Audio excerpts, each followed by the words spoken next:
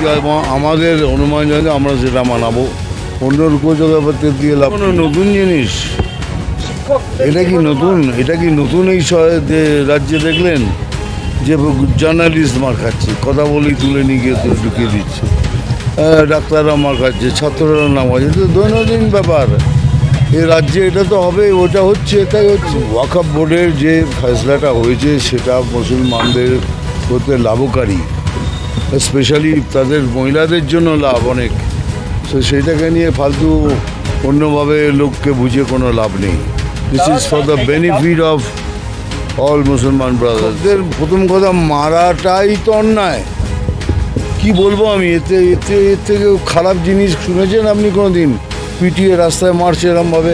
তবে এই রাজ্যে এগুলো সব অ্যাকসেপ্টেড, এই রাজ্যে এটা হবেই।